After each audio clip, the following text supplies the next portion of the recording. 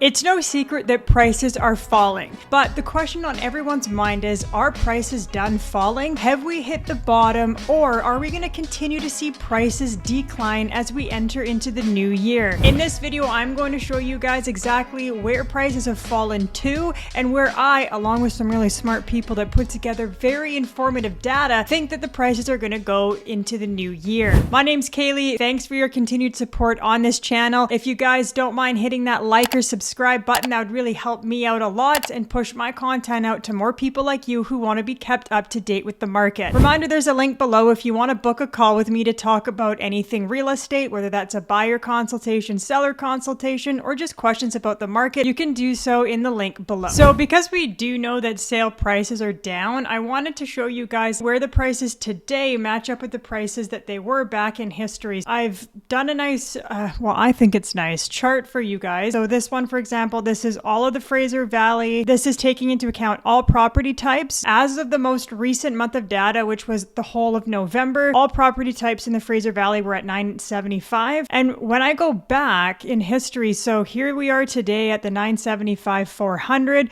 I wanted to see like where was the last time they were kind of reflective of that price. So you can see that October 2021, they're somewhat similar to what they were then to what they are now. And I've done this with all categories. So that was all properties. If I go to detached here, we can see today they're sitting at 1.4. Going back, we can see that was somewhat similar to September 2021. Looking at townhomes, November 2022, we're at 799 for the whole valley. The last time they were around that price point was December of last year. Condos sitting at 518. 400. Last time they were around there was December 2021. So we're having to go back 1 year in time to be seeing the sale prices that we're seeing today. I've done a chart just for Langley specifically. So just under the $1 million mark for all property types. Last time they were around that price point was October 2021. So just over a year ago. We're sitting at 1.5 million. Last time they were around there was September 2021. So you're seeing a trend here. We're almost going back a year now in time to be getting the sale prices that we're seeing today. So we know that sale prices are down, but what about the number of sales? How have the number of sales been affected by the price decline and the increase of interest rates? I found an article where the chief economist of the BC REA, which is the BC Real Estate Association, was interviewed. He provides some insight on where he believes the market's going to go in 2023. So it says BC housing prices to drop roughly 5% in 2023,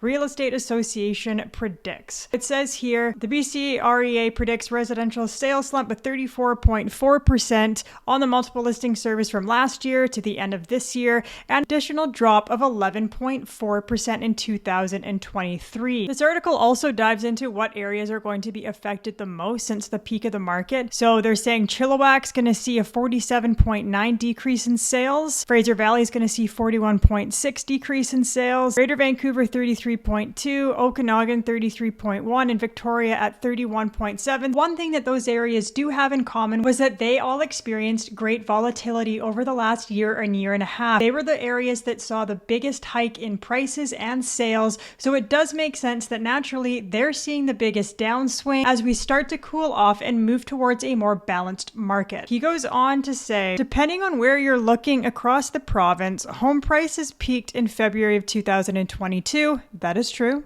They fell for about 4 or 5 months, and right now we're really leveling out. So we've talked about BC sales and sale prices, but I want to take a step back and look at the Canadian housing sales just to see where we compare. So we can see here a nice representation of the Canadian housing prices. It says house price declines are moderating. You can see they were just all in the green here for 2021 and the beginning part of 2022. And then this is when the rate hike started to begin here. And as a result, sale prices followed suit on the declining level. You can see here in the summer months was when the sale prices seem to be at their lowest. Now keep in mind this does take into account the middle provinces. Usually when you see Canadian real estate data, Vancouver and Toronto have a big portion of that, but places like Alberta right now are seeing quite a boom, and that's because prices in Vancouver and Toronto were just so unaffordable. People shifted their mindset and started buying there, whether that was investors that saw positive cash flow or families that just said, hey, like we can't afford to live in BC or parts of Ontario like like Toronto. Let's put our heads together and see where life was more affordable and where they could increase their quality of life. So the chief economist did project that sales will continue to go down into 2023.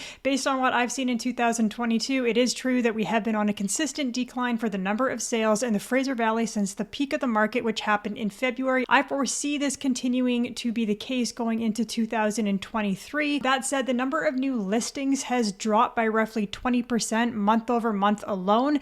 And when you get less listings, you get less sales. And that's a little bit of a reason why I believe that sales will continue to drop off, just because there isn't enough supply. It's the same old story, but it's true. We still don't have enough supply for the amount of demand that we are seeing in the market. So now that we've had a look at the data in detail and kind of have a better understanding of where we stand today in comparison of where we were a year ago, let's talk about why this has happened. So the first and foremost is the interest rates, which we've been hearing a ton about. I know it's probably like you're banging your head against the wall, but I do have to point out that we did get an announcement earlier this week that the Bank of Canada raised the rates by another 50 basis points or 0.5%. So the overnight lending rate is now sitting at 4.25%. And let's not forget that at the beginning of the year, they were at 0.25%. So we have now seen 7 rate hikes in 2022. They have not gone up that fast, that quickly since the 1980s. So how has this affected inflation? Because after all, this is the reason why we have seen the increase in rates 7 times. It is working. So we can see here, as of most recent, inflation levels are dropping. Now, the Bank of Canada has a 1 to 3% target. So look where it was in the high peak. It was over the 8% mark. So we are dropping,